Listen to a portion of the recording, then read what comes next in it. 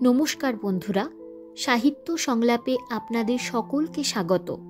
আমি সুদেষ্ণা আপনাদের ধারাবাহিকভাবে শোনাচ্ছি শরদিন্দু বন্দ্যোপাধ্যায়ের লেখা ঐতিহাসিক কাহিনী শঙ্খ-কঙ্কণ। আজকে এর দ্বিতীয় পর্ব। চলুন শুরু করা যাক।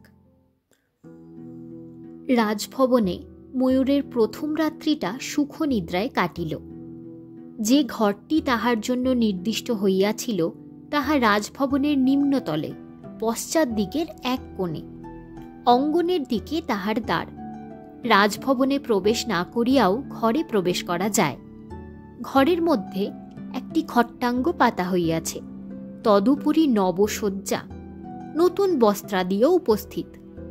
রাজার রন্ধনশালা হইতে সুপক্ক খাদ্য আসিয়াছে, তাহাই সেবন করিয়া দ্বার গবাক্ষ খোলা রাখিয়া ময়ূর শয়ন করিয়াছিল।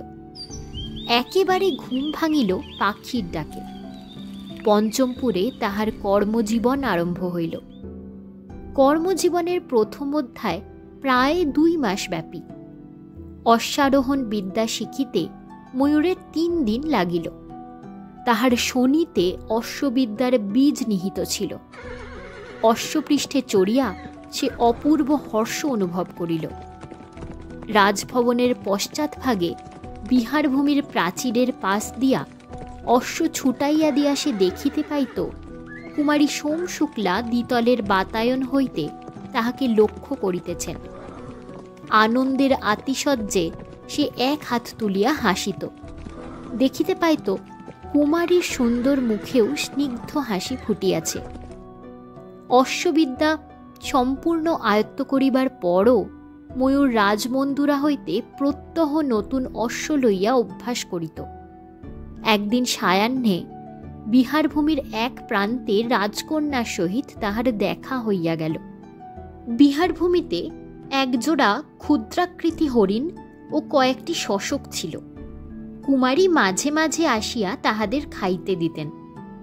কুমারীকে বিহারভূমিতে দেখিলেই তাহারা ছুটিয়া আসিয়া ঘিরিয়া দাঁড়াইত। সেদিনও তাহারা কুমারীকে ঘিরিয়া ধরিয়াছিল। কুমারী চারিদিকে শস্য ছড়াইয়া দিতেছিলেন। তাহারা কারাকারি করিয়া খাইতেছিল। সহসা অদূরে অশ্বের দরবর শব্দ শুনিয়া তাহারা ভয় পাইয়া পলায়ন করিল। ময়ূর লতাবিতানের অন্তরালে সোমশুক্লাকে দেখিতে পায় নাই। দেখিতে পাইয়া তড়িতে অশ্ব থামাইয়া তাহার কাছে আসিল। জোর হস্তে বলিল, রাজনন্দিনী, আমাকে ক্ষমা করুন। সোমশুক্লা একটু হাসিলেন। শুচিস্মিত মুখের উপর একটু অরুণাভা দেখা দিল।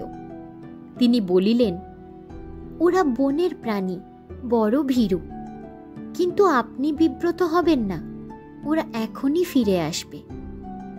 ময়ূর লক্ষ্য করিল রাজকুমারী তাহাকে সমকক্ষের ন্যায় সম্বোধন করিলেন, ভৃত্য পরিজনের মতো নয়। তাহার আর কিছু বলিবার ছিল না, তবু সে একটু ইতস্তত করিল। তাহাকে দ্বিধাগ্রস্ত দেখিয়া সোমশুক্লা বলিলেন, আপনি তো অশ্ববিদ্যা শীঘ্র অধিগত করেছেন। ময়ূর একটু লজ্জিত হইয়া পড়িল। বলিল, কি জানি, সত্যিই কি শীঘ্র? আমার ধারণা ছিল সকলেই অতি সহজে ঘোড়ায় চড়া শিখতে পারে। রাজকুমারী শুধু হাসিলেন, তারপর অন্য কথা বলিলেন, আপনার অসি শিক্ষা কত দূর? ময়ূর অবাক হইয়া চাহিল। রাজকুমারী তাহার সব খবর রাখেন। একটু অপ্রতিভ হইয়া বলিল, অসি শিক্ষা এখনো চলছে। অস্ত্রগুরু বলেছেন আরও 2-3 সপ্তাহ লাগবে। ইতিমধ্যে হরিণ মিথুন আবার গুটি গুটি কুমারীর দিকে অগ্রসর হইতেছিল। তাই দেখিয়া ময়ূরা সেখানে দাঁড়াইল না, ঘোড়ার রাশ ধরিয়া মন্দুরার দিকে চলিয়া গেল। তারপর আরও কয়েকবার রাজকুমারীর সহিত দেখা হইল। 2-4টি সামান্য বাক্যালাপও হইল। একদিন সে দেখিল রাজকুমারীর মণিবন্ধে একটি নূতন কঙ্কণ শোভা পাইতেছে। চম্পাকলির ন্যায় সুন্দর ক্ষুদ্র শঙ্খটি এই কঙ্কণের মধ্যমণি। ময়ূর উৎসুক নেত্রে সেই দিকে চাহিল। কুমারী বলিলেন, শঙ্খটি আপনার চেনা, আপনার সামনেই পিতা এটি আমাকে দিয়েছিলেন। অলঙ্কার কেমন হয়েছে? বলিয়া তিনি মৃণাল বাহু তুলিয়া দেখাইলেন। ভালো। ময়ূর উচ্ছ্বসিত কণ্ঠে আরো অনেক কথা বলিতে চাহিল, কিন্তু তাহার মুখ দিয়া বাক্য সরিল না। রাজকুমারী মৃদু হাসিলেন। দিন কাটিতেছে। অশ্বারোহণ ও অসিবিদ্যা অভ্যাস করা ছাড়াও ময়ূর রাজার কাছে যাতায়াত করে। রাজা যে কক্ষে থাকেন সেই কক্ষদ্বারে ধনুর্বাণ হস্তে দাঁড়াইয়া থাকে। রাজা মাঝে মাঝে তাহার প্রতি দীর্ঘ দৃষ্টিপাত করেন, যেন চক্ষু দিয়া তাহার যোগ্যতার পরিমাপ করেন। ভট্ট নাগেশ্বরের সঙ্গেও প্রত্যহ দেখা হয়। ব্রাহ্মণ দুদণ্ড দাঁড়াইয়া তাহার সহিত বাক্যালাপ ও রঙ্গরসিকতা করেন। এই তো গেল দিনচর্চা। রাত্রিকালেও ময়ূরের কক্ষে কিছু ব্যাপার ঘটিতে আরম্ভ করিয়াছিল, তাহাকে উদ্বিগ্ন করিয়া তুলিয়াছিল। কিন্তু শঙ্কা ও সংকোচে সে কাহাকেও কিছু বলিতে পারিতেছিল না। রাত্রিকালে সে ঘরের দ্বার গবাক্ষ উন্মুক্ত করিয়া শয়ন করিত। আবদ্ধ ঘরে শয়ন করা তাহার অভ্যাস নাই। প্রথম কয়েক রাত্রি নির্বিঘ্নে কাটিয়াছিল। তারপর একদা গভীর রাত্রে তাহার ঘুম ভাঙিয়া গেল। সে দীপ নিভাইয়া শুইয়াছিল, সুতরাং ঘর অন্ধকার। কিন্তু ঘরের বাহিরে মুক্ত দ্বারপথে নক্ষত্রের আলোকবিদ্ধ তমিশ্রা ঈষৎ তরল। জাগিয়া উঠিয়া ময়ূর পঞ্চেন্দ্রিয় সজাগ করিয়া শুইয়া রহিল। ঘরের অভ্যন্তরে অতি লঘু পদপাতের শব্দ আসিতেছে। সে সহসা উঠিয়া বসিয়া তীব্র স্বরে বলিল, কে? প্রশ্নের উত্তর আসিল না। কে যেন ভয় পাইয়া দ্রুত চরণে ঘর ছাড়িয়া পলায়ন করিল। ময়ূর ভাবিল, হয়তো বিড়াল। তারপর সে অনুভব করিল ঘরের বাতাসে কেশ তৈলের মৃদু গন্ধ ভাসিয়া বেড়াইতেছে। সে বিস্মিত হইয়া ভাবিল, স্ত্রীলোক তাহার ঘরে প্রবেশ করিয়াছিল। কে সে? রাজপুরীতে দাসী কিঙ্করী আছে, তাহাদের মধ্যে কেহ? কিন্তু কেন? সে রাত্রে ময়ূর অনেকক্ষণ জাগিয়া রহিল, কিন্তু আর কিছু ঘটিল না। কয়েকদিন কাটিয়া গেল। কৃষ্ণপক্ষ গিয়া শুক্লপক্ষের তিথি আসিল। একদিন ময়ূর দ্বার খুলিয়া ঘুমাইতেছিল। ধীরে ধীরে জাগিয়া উঠিল। চাঁদ তখনও অস্ত যায় নাই। ঘরের বাহিরে আবছায়া আলো। ময়ূর চক্ষু মিলিয়া অস্পষ্টভাবে দেখিল তাহার শিয়রে কেহ তাহার পানে চাহিয়া আছে। মুখ দেখা গেল না, কিন্তু কেশ তৈলের গন্ধ নাকে আসিল। ময়ূর গম্ভীর স্বরে কহিল, কে তুমি? শীতকারের ন্যায় নিঃশ্বাস টানার শব্দ হইল। তারপর ছায়ামূর্তি দ্বার দিয়া বাহির হইয়া গেল। পলকের জন্য একটা আকৃতির ছায়াচিত্র বাহিরের স্বল্পালোকে দেখা দিয়াই অন্তর্হিত হইল। আগে যদি বা সন্দেহ ছিল, এখন আর সন্দেহ রহিল না। তাহার অদৃশ্য অভিসারিকা নারীই বটে। ময়ূর শয্যা হইতে নামিল না। মাথায় হাত দিয়া বসিয়া চিন্তা করিতে লাগিল। নারীর হাত হইতে তাহার নিস্তার নাই। নারীর জন্য তাহাকে গ্রাম ছাড়িতে হইয়াছে। এখন কি রাজাশ্রয় ছাড়িতে হইবে? কিন্তু কে এই নারী? রাজপুরীর দাসী কিঙ্করীদের সকলকেই সে দেখিয়াছে। তাহাদের মধ্যে কয়েকটি নববয়স্কা যুবতী আছে। তাহারা তাহার পানে সাভিলাষ কটাক্ষ হানিয়াছে, কিন্তু সে দূরে সরিয়া গিয়া তাহাদের এড়াইয়া গিয়াছে। তাহাদেরই মধ্যে কেহ কি? কিন্তু যদি দাসী কিঙ্করী না হয়, যদি? ময়ূর শিহরিয়া উঠিল। যদি রাজকুমারী হয়? এখন সে কি করিবে? রাজাকে বলিবে? কিন্তু তিনি যদি বিশ্বাস না করেন? ভট্টনাগেশ্বরকে বলিবে? না, বাচাল ব্রাহ্মণ এই কথা সর্বত্র রাষ্ট্র করিবেন, তাহাতে সুফল অপেক্ষা কুফলই অধিক ফলিতে পারে। অনেক চিন্তা করিয়া ময়ূর স্থির করিল, অভিসারিণী যদি আবার আসে তাহাকে ধরিতে হইবে, তারপর অবস্থা বুঝিয়া কার্য করিতে হইবে। তৃতীয়বার অভিসারিকা আসিল আরও 4-5 দিন পরে। এবার ময়ূর প্রস্তুত ছিল। ঘুম ভাঙার সঙ্গে সঙ্গে সে এক লাফে উন্মুক্ত দ্বারের বাহিরে দাঁড়াইল। নারী হঠাৎ ভয় পাইয়া ঘর হইতে ছুটিয়া বাহির হইয়া তাহার পাশ কাটাইয়া পলাইবার চেষ্টা করিল। ময়ূর তাহার হাত ধরিয়া ফেলিল। পুষ্টাঙ্গ চাঁদের আলোয় চিনিতে কষ্ট হইল না। কুমারী সোম শুক্লার পরিচারিকা চঞ্চরী। ময়ূর চঞ্চরীকে আগে কয়েকবার দেখিয়াছে, কিন্তু তাহার উগ্র রূপ ময়ূরকে আকর্ষণ করিতে পারে নাই, বরং প্রতিহত করিয়াছে। বিশেষত সে ভট্টনাগেশ্বরের মুখে চঞ্চরীর জন্মবৃত্তান্ত শুনিয়াছিল। দুর্বৃত্ত ম্লেচ্ছ রাজার জারজ কন্যা। ইহাতে তাহার মন আরও বিমুখ হইয়াছিল। ময়ূর চাপা তর্জন করিয়া বলিল, তুমি কেন আমার ঘরে এসেছিলে? চঞ্চরী উত্তর দিল না। আঁকিয়া বাঁকিয়া ময়ূরের হাত ছাড়াইবার চেষ্টা করিল। সে কেন ময়ূরের ঘরে আসিয়াছিল নিজেই বোধহয় জানে না। সে অনুরা অনভিজ্ঞা, কেবল অন্ধ প্রকৃতির তাড়নায় ময়ূরের সংসর্গ কামনা করিয়াছিল। তাহার বুদ্ধি বেশি নাই, কিন্তু যৌবনের ক্ষুধা তৃষ্ণা পূর্ণ মাত্রায় দেখা দিয়াছে। ময়ূর বলিল, চলো, তোমাকে রাজার কাছে নিয়ে যাই।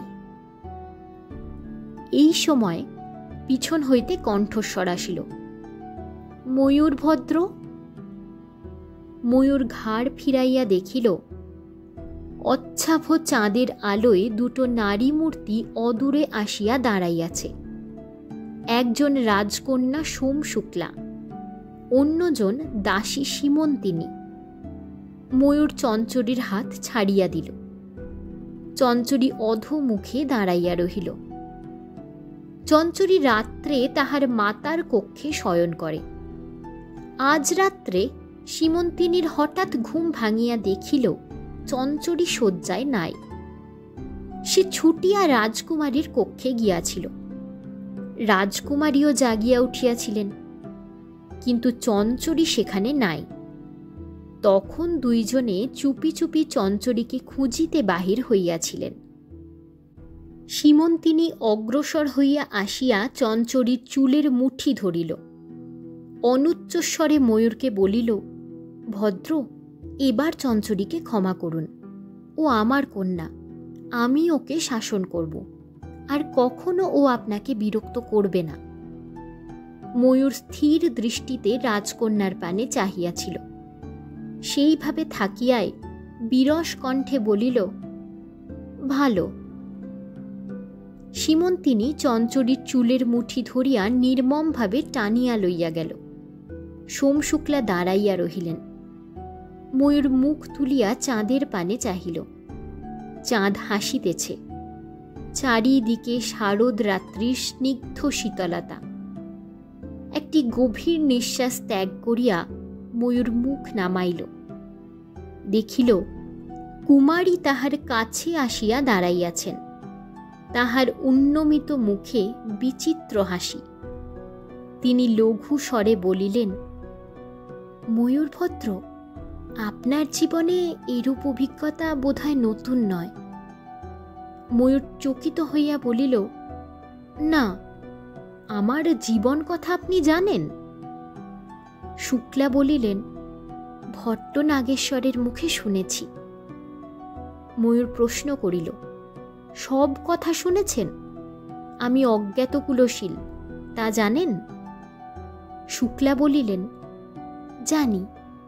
আপনি স্ত্রী জাতির প্রতি বিরূপ, তাও জানি। ময়ূর ব্যস্ত স্বরে বলিল, বিরূপ নয় দেবী, আমি আমি স্ত্রী জাতিকে এড়িয়ে চলেন, তা চলুন, কিন্তু কাজটি সহজ নয়। কুমারীর কণ্ঠে অতি মৃদু হাসির মূর্ছনা উত্থিত হইয়াই মিলাইয়া গেল। তাহার দেহটিও যেন চন্দ্রকিরণে গলিয়া অদৃশ্য হইয়া গেল। ময়ূর অনিমেষ চক্ষে চাহিয়া রহিল।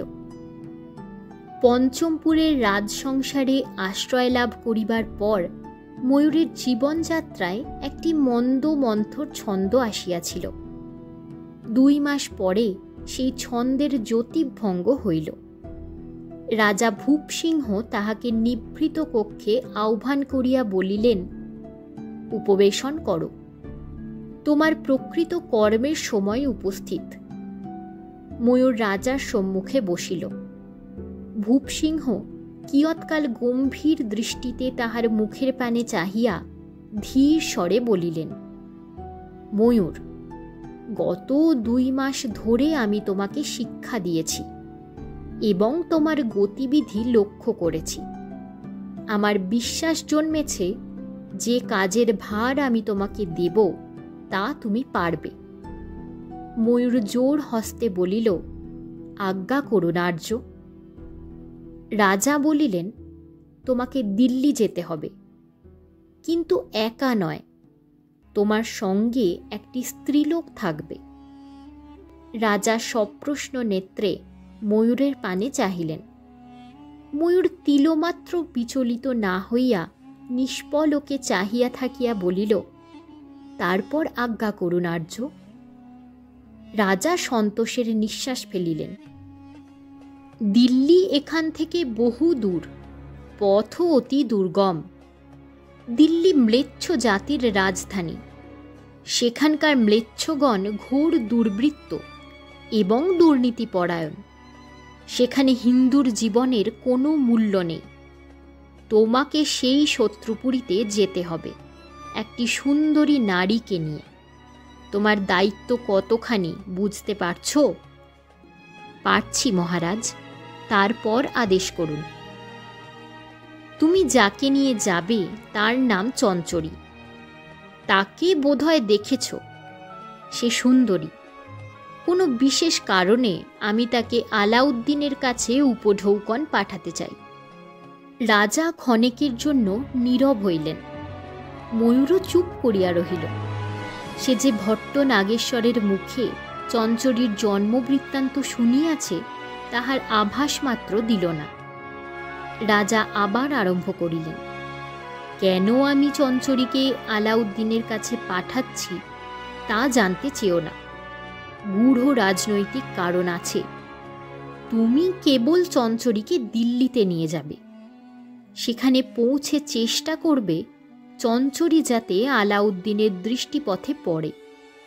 সুন্দরী নারী দেখলেই সে তাকে তোমার কাছ থেকে কেড়ে নিয়ে যাবে। তুমি প্রতিরোধ করবে না, আলাউদ্দিনকে মারবার চেষ্টা করবে না। তারপর 7 দিন অতীত হলে এই পত্রটি কোনো উপায়ে তার কাছে পৌঁছে দেবে। যতুমুদ্রা নিবদ্ধ একটি ক্ষুদ্রাকৃতি পত্র তিনি ময়ূরের হাতে দিলেন। সে দেখিল রাজার কপালের শিরা উপশিরা স্ফীত হইয়া উঠিয়াছে, চক্ষুদয় রক্তাভ। কিন্তু তিনি ধীরভাবে বলিলেন, এই তোমার কাজ। তুমি অশ্বপৃষ্ঠে যাবে, চঞ্চরী দোলায় থাকবে। 10 জন সশস্ত্র বাহক তোমাদের সঙ্গে থাকবে। তারা দোলা বহন করবে। যদি পথে দস্যু তস্কর আক্রমণ করে তারা লড়াই করবে। দস্যু তস্কর সুন্দরী স্ত্রীলোক দেখলে অপহরণের চেষ্টা করতে পারে। তুমি সর্বদা সতর্ক থাকবে। রাজা বক্তব্য শেষ করিলে ময়ূর জিজ্ঞাসা করিল, কবে যাত্রা করতে হবে? রাজা বলিলেন, কাল প্রত্যুষে। সমস্ত উদ্যোগ আয়োজন প্রস্তুত আছে। তুমি আমার আদেশ বর্ণে বর্ণে পালন করবে। ময়ূর শুধু বলিল, হ্যাঁ মহারাজ। রাজা বলিলেন, বৎসরাবধিকাল আমি তোমার জন্য প্রতীক্ষ্ণ করব। যদি কার্যসিদ্ধি করে ফিরে আসতে পারো, তোমার অদেয় আমার কিছুই থাকবে না। আশীর্বাদ লও বৎস। সে রাত্রে ময়ূর ঘুমাইতে পারিল না। শয্যায় শুইয়া আসন্ন যাত্রা সম্বন্ধে নানা কথা চিন্তা করিতে লাগিল। কি করিয়া কোন কার্য করিবে, বিপদে পড়িলে কিভাবে আচরণ করিবে, তাহার ধনুর্বিদ্যা কোন কাজে লাগিবে, এই সব চিন্তা। চঞ্চরীর ভাগ্যের কথা সে অধিক চিন্তা করিল না।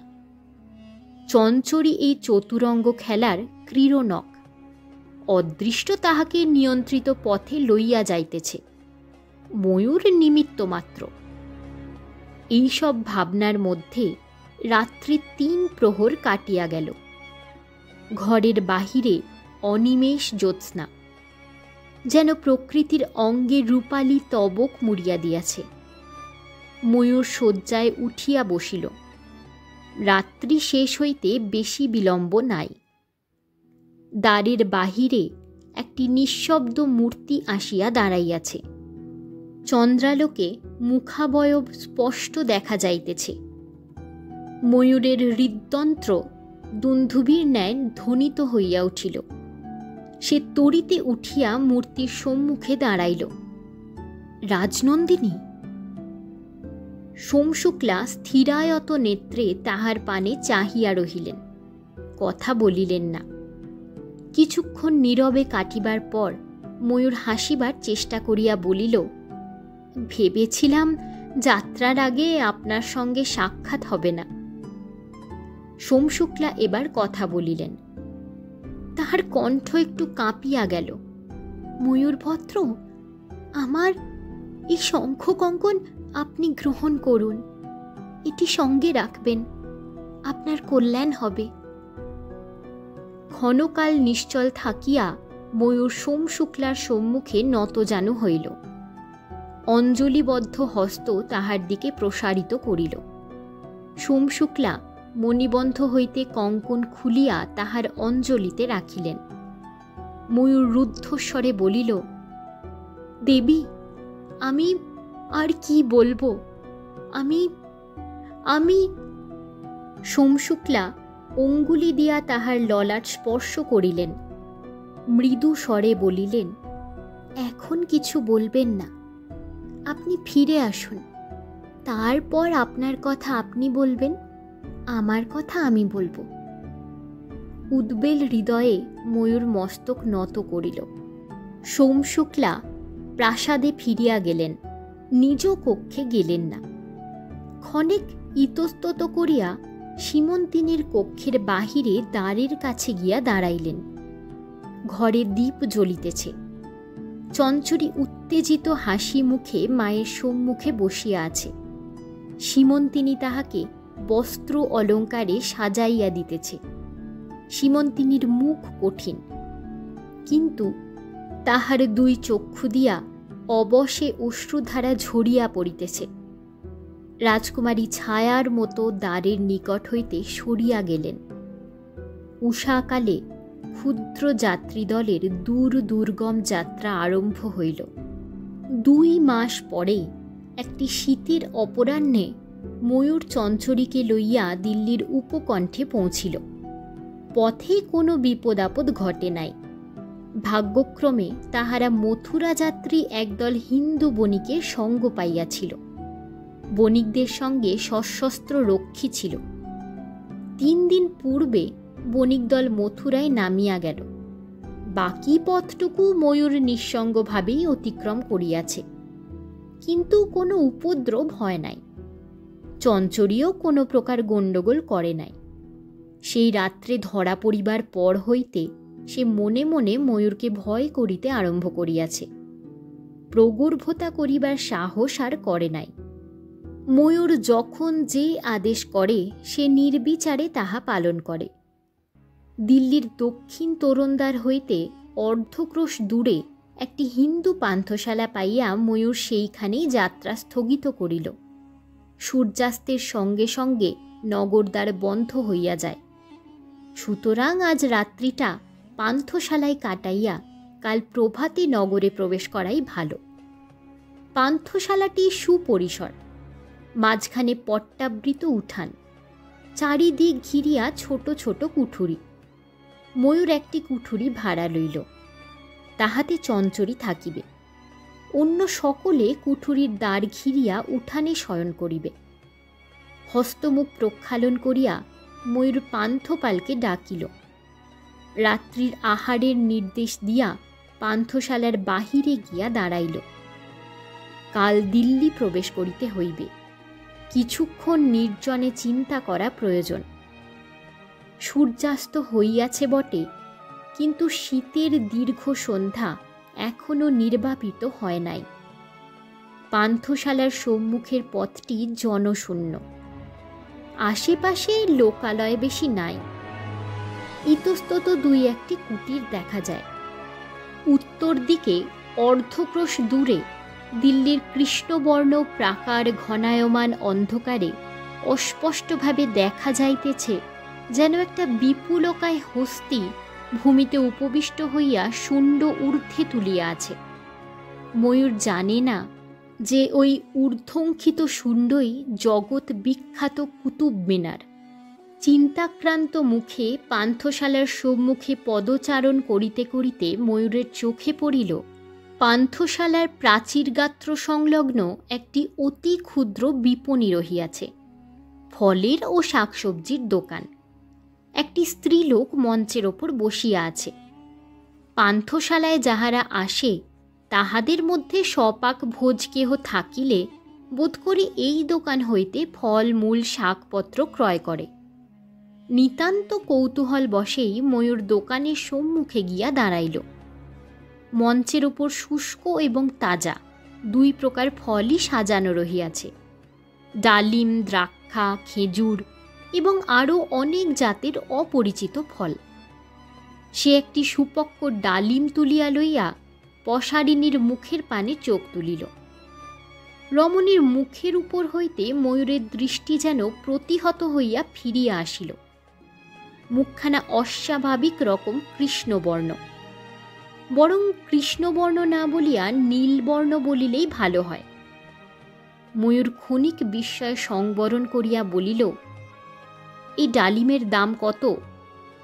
রমণীও এক দৃষ্টে ময়ূরের পানে চাহিয়াছিল। তাহার মুখ দেখিয়া বয়স অনুমান করা যায় না, তবে বৃদ্ধা নয়। সে বলিল, ফলের দাম 1 দ্রহ্ম। তুমি দক্ষিণ থেকে আসছ?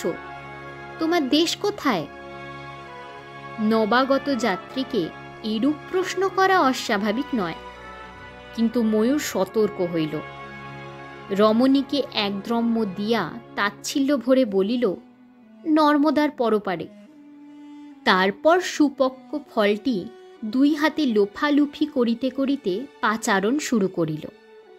সোমশুক্লা যে শঙ্খকঙ্কণ দিয়াছিলেন তাহা সে সুতা দিয়া গলায় ঝুলাইয়া রাখিয়াছে। আংরাখার তলায় কঙ্কণ দেখা যায় না, কিন্তু ময়ূর বক্ষের উপর তাহার স্পর্শ অনুভব করে। কুমারী সোমশুক্লা। সন্ধ্যা ঘন হইয়া আসিল। পসারিণী রমণী দোকানের ঝাঁপ বন্ধ করিবার উদ্যোগ করিতেছে। ময়ূর পান্থশালার কোণ পর্যন্ত গিয়া ফিরিবার উপক্রম করিল। বাহিরে বেশ ঠান্ডা, এবার পান্থশালার মধ্যে আশ্রয় লওয়া যাইতে পারে। এই সময় সে লক্ষ্য করিল উত্তর দিক হইতে একটি লোক আসিতেছে।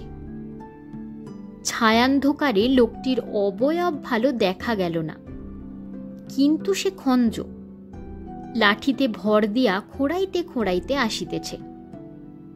আরও কাছে আসিলে ময়ূর দেখিল লোকটির মুখে প্রচুর দাড়ি গোঁফ রহিয়াছে, সম্ভবত মুসলমান।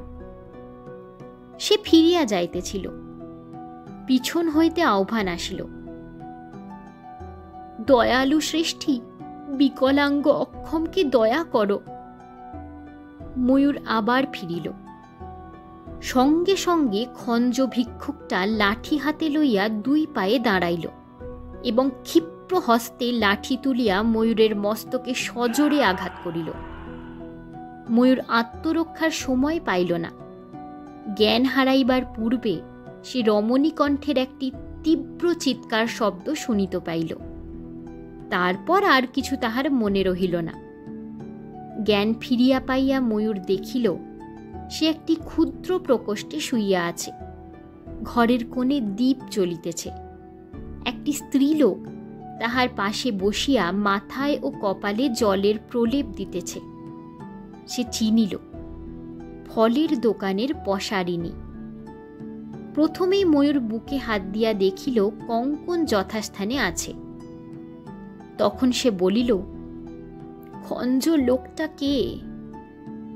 পসারিনী দ্বারের দিকে চাহিল। পান্থপাল সেখানে দাঁড়াইয়াছিল।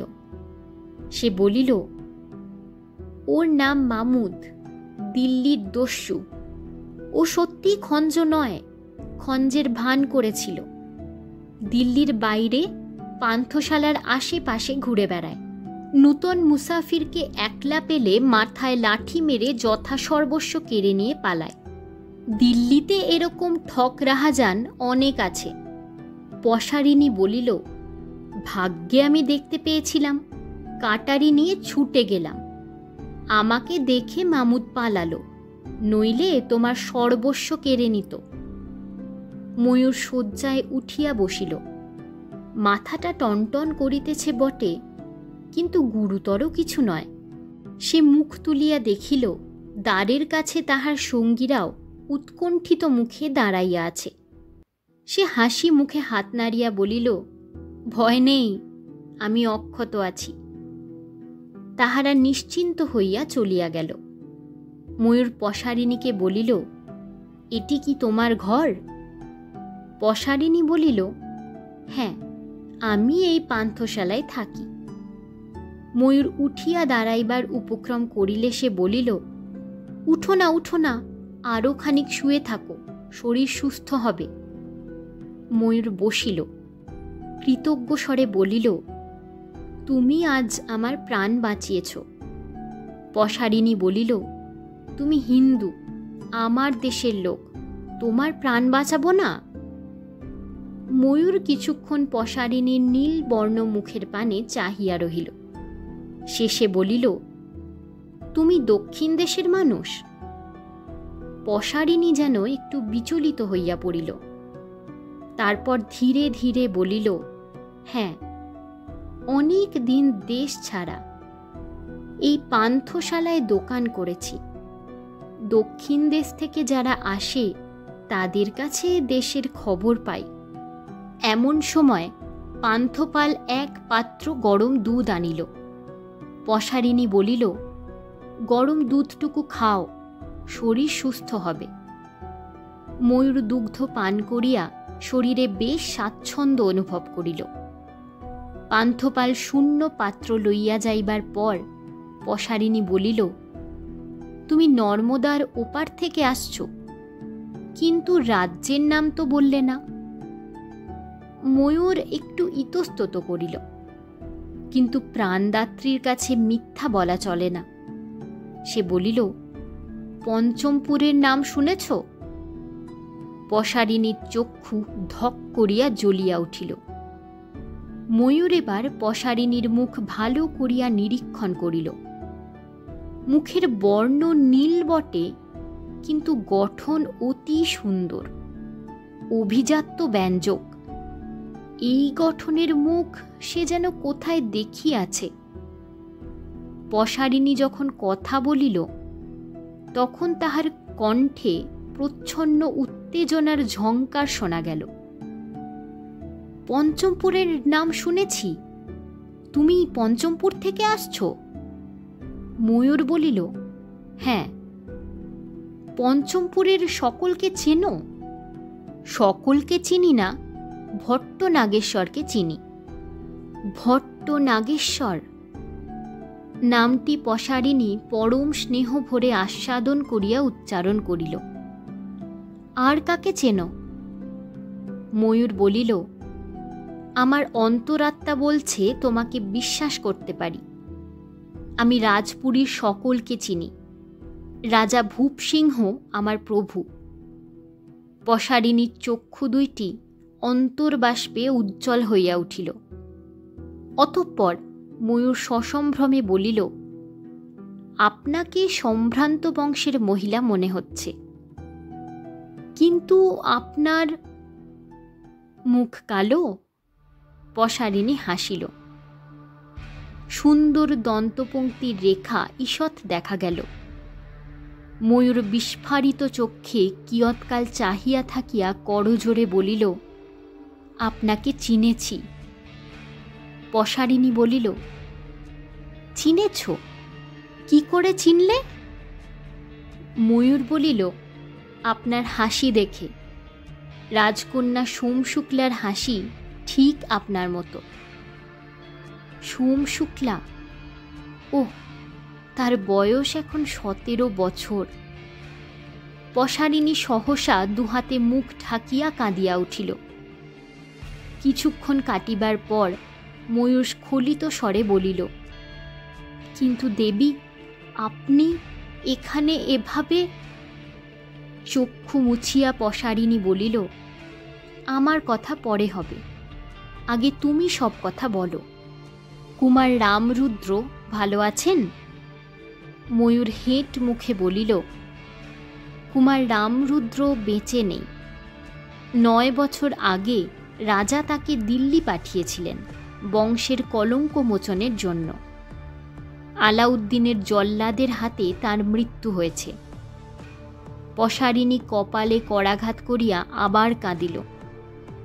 শেষে অশ্রু সংবরণ করিয়া বলিল, হায়, রামরুদ্রের সঙ্গে যদি আমার দেখা হতো! 9 বছর আগে আমি এখানেই ছিলাম। সবই বিধিলিপি।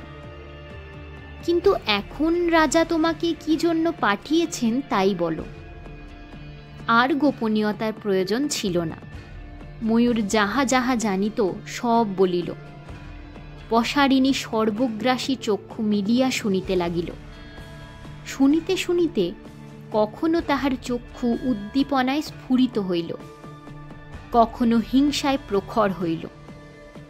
বিবৃতির অন্তে সে দীর্ঘকাল করলগ্ন কপলে বসিয়া থাকিয়া শেষে বলিল, পিতা প্রতিহিংসার উত্তম উপায় উদ্ভাবন করেছেন। ম্লেচ্ছ রাক্ষস, ভোগের জন্য পাগল, কিন্তু তার মনে একটি মাত্র বাধা আছে, নিজের কন্যা। এখনো আলাউদ্দিনের ভোগ ক্ষুধা মেটেনি। যাক, দৈব অনুকূল, তাই আমার সঙ্গে তোমার দেখা হয়েছে। তুমি একা এ কার্য সাধন করতে পারতে না। ময়ূর নিজ বক্ষস্থিত শঙ্খ কঙ্কনটি একবার স্পর্শ করিল। মনে মনে বলিল, সত্যি দৈব অনুকূল, এই শঙ্খ আমার ভাগ্যদাতা। মুখে বলিল, দেবী, ভাগ্যবশে আপনার সাক্ষাৎ পেয়েছি, কিন্তু এবার আপনার কথা বলুন। শিলাবতী তখন ভূমি সংলগ্ন নেত্রে ধীরে ধীরে নিজের মর্মন্তুদ কাহিনী বলিলেন। আলাউদ্দিনের সঙ্গে 7-8 হাজার অশ্বারোহী সৈন্য এবং 10-12টা হাতি ছিল। শিলাবতীকে হাতির পিঠে তুলিয়া সে সসৈন্য দক্ষিণ দিকে চলিল। দেবগিরির উত্তুঙ্গ দুর্গের সম্মুখে 2 বার ভীষণ যুদ্ধ হইল। হাতির পিঠে বসিয়া শিলাবতী যুদ্ধ দেখিলেন। এমন বিভৎস দৃশ্য পৃথিবীতে আর নাই। তারপর বহু ধনরত্ন হাতির পিঠে তুলিয়া ম্লেচ্ছরা ফিরিয়া চলিল। প্রথমে তাহারা গেল প্রয়াগের নিকট কারামানিকপুর নামক স্থানে। সেখানে আলাউদ্দিনের প্রধানা বেগম এবং অন্যান্য বহু স্ত্রীলোক ছিল। শিলাবতীও হারেমে স্থান পাইলেন। এই কারামানিকপুরেই আলাউদ্দিন বিশ্বাসঘাতকতা দ্বারা তাহার পিতৃব্য সুলতান জালালউদ্দিনকে হত্যা করে। তারপর পিতৃব্যের মুণ্ড বর্ষাফলকে তুলিয়া দিল্লি যাত্রা করে এবং সিংহাসন অধিকার করে। শিলাবতীও আসিয়া দিল্লির হারেমে রহিলেন। সেখানে নিত্য নবযৌবনা সুন্দরীর আবির্ভাব। যাহারা পুরাতন হইয়াছে তাহারা সহসা কোথায় অদৃশ্য হইয়া যাইতেছে কেহ জানে না। হারেমে ক্ষুণ্ণ যৌবনার স্থান নাই। হারেমে একটি দাসী ছিল, তার নাম ছিল কপতি। সে অনেক শিল্পবিদ্যা জানিত। পান সাজা, মালা গাঁথা, অলকা তিলক আঁকা, আরও কত কি। সে আদৌ হিন্দু ছিল। তাহাকে গোমাংস খাওয়াইয়া মুসলমান করা হইয়াছিল, কিন্তু মনে মনে সে হিন্দুই ছিল। হারেমের মেয়েরা তাহাকে কবুতর বিবি বলিয়া ডাকিত। এই কবুতর বিবি প্রথম হইতেই শিলাবতীর প্রতি আকৃষ্ট হইয়াছিল। সুযোগ পাইলেই আসিয়া দুদণ্ড গল্প করিত। শিলাবতীর দুঃসহ জীবন এই বিগত যৌবনা দাসীর সাহচর্যে কিঞ্চিৎ সহনীয় হইয়াছিল। 2 বৎসর কাটিবার পর হারেমে প্রবেশ করিলেন গুর্জরের রানী কমলা। তিনি অলৌকিক রূপবতী এবং রতিশাস্ত্রে সুপণ্ডিতা ছিলেন। অল্পকাল মধ্যেই তিনি আলাউদ্দিনকে বশীভূত করিলেন। তারপর কমলার কটাক্ষ ইঙ্গিতে হারেম হইতে উপপত্নীরা একে একে অন্তর্হিত হইতে লাগিল। একদিন কবুতর বিবি চুপি চুপি আসিয়া শিলাবতীকে জানাইল, খবর পেয়েছি, তোমাকে সরাবার চেষ্টা হচ্ছে। ঘোড়াশালের সার সহিসের ওপর সুলতান খুশি হয়েছেন, তোমাকে তার হাতে দান করবেন। শুনিয়া ঘৃণায় শিলাবতীর দেহ কুঞ্চিত হইয়া উঠিল। তিনি কবুতর বিবির পদতলে পড়িয়া বলিলেন, আমাকে বাঁচাও, আমি হারেম থেকে পালিয়ে যেতে চাই। কবুতর বিবি বলিল, পালানো কি সহজ? হারেমের ফটকে কড়া পাহারা। শিলাবতী বলিলেন, তুমি উপায় করো, আমি তোমার কেনা হয়ে থাকব। কবুতর বিবি তখন বলিল, আমি এক বিদ্যা জানি, তার জোরে তুমি পালাতে পারবে। রক্ষীরা তোমাকে হাবশিদাসী ভেবে পথ ছেড়ে দেবে। সেই রাত্রে কবুতর বিবি শিলাবতীর মুখে ও হাতে সূচি ফুটাইয়া ফুটাইয়া উল্কি কাটিয়া দিল। অসহ্য যন্ত্রণা সহ্য করিয়া শিলাবতী উল্কি পড়িলেন। তাহার মুখ ও হাতের শুভ্রতা উল্কির নীল বর্ণে ঢাকা পড়িল। পরদিন তিনি মাথায় জলের কলস লইয়া হারেম হইতে বাহির হইলেন। হারেমের হাবশিদাসীরা অন্দরে বাহিরে নিত্য যাতায়াত করে। শিলাবতীর স্ফীত কৃষ্ণবর্ণ মুখের পানে রক্ষীরা তাকাইল না, পথ ছাড়িয়া দিল। হারেমের বাহিরে কিয়দ্র আসিয়া তিনি কলস ফেলিয়া দিয়া নগরের দক্ষিণ দ্বারের দিকে চলিলেন। তোরণ পার হইয়া সিধা পথ ধরিয়া চলিলেন। কোথায় যাইতে হইবে তাহা জানেন না, কেবল দক্ষিণ দিকে চলিয়াছেন। এই পান্থশালা পর্যন্ত আসিয়া তাহার আর চলৎশক্তি রহিল না। পান্থপাল তাহাকে ভিতরে লইয়া গেল। তদবধি শিলাবতী এই পান্থশালায় আছেন। পান্থপাল পঞ্চমপুরের লোক। সে তাহার প্রকৃত পরিচয় জানে। সে তাহাকে পঞ্চমপুরে ফিরিয়া যাইবার জন্য নিবন্ধ করিয়াছিল, কিন্তু তিনিই যান নাই। কোন মুখে পিতার সম্মুখে গিয়া দাঁড়াইবেন? অন্তত 14 বৎসর এই পান্থশালায় ফল বিক্রয় করিয়া কাটিয়াছে। কেহ তাহাকে চিনিতে পারে নাই। শিলাবতী নাম্নী হতভাগিনী রাজকন্যা মরিয়া গিয়াছে। তারপর আজ। আত্মকাহিনী শেষ করিয়া শিলাবতী অঙ্গারের ন্যায় চক্ষু তুলিলেন। বলিলেন, না, শিলাবতী এখনো মরেনি। তারপর তিনি উঠিয়া ঘরের বাহিরে গেলেন। অল্পকাল পরে তিনি ও পান্থপাল ময়ূরের রাত্রির আহার লইয়া উপস্থিত হইলেন। শিলাবতী বলিলেন, তুমি আহার করো। তোমার সঙ্গীরা নৈশাহার শেষ করে শয়ন করেছে, চঞ্চরীও ঘুমিয়েছে। তুমি আহার করে নাও, তারপর পরামর্শ হবে। ময়ূর বলিল, আপনি আহার করবেন না? শিলাবতী বলিলেন, না ময়ূর ভাই, আজ আমার গলা দিয়ে অন্ন নামবে না। পান্থপাল আসন পাতিয়া জলের ঘটি রাখিয়া চলিয়া গেল। পান্থপালটি অতি স্বল্পবাক মানুষ, নীরবে কাজ করিয়া যায়। ময়ূর আহারে বসিল। আহারান্তে মন্ত্রণা আরম্ভ হইল। অনেক রাত্রি পর্যন্ত মন্ত্রণা চলিল। আজ এ পর্যন্তই। আপনারা শুনছেন শরদিন্দু বন্দ্যোপাধ্যায়ের লেখা ঐতিহাসিক কাহিনী শঙ্খ কঙ্কন। ধারাবাহিকভাবে কাহিনীটি প্রকাশিত হচ্ছে। আজ শুনলেন দ্বিতীয় পর্ব। পরের দিন আসবে অন্তিম পর্ব। আশা করি আমার গল্প পাঠ আপনাদের ভালো লাগছে। এরকমই আরও নিত্য নতুন গল্প ও কবিতা শুনতে প্লিজ আমার চ্যানেলটিকে লাইক, শেয়ার ও সাবস্ক্রাইব করুন। আর পাশের বেল আইকনটিতে ক্লিক করে দেবেন, যাতে আমি যখনই কোনো নতুন গল্প বা কবিতা নিয়ে আসব তার নোটিফিকেশানটি পৌঁছে যায় আপনাদের কাছে। অবশ্যই কমেন্টে সকলের মতামত জানাতে ভুলবেন না। ধন্যবাদ।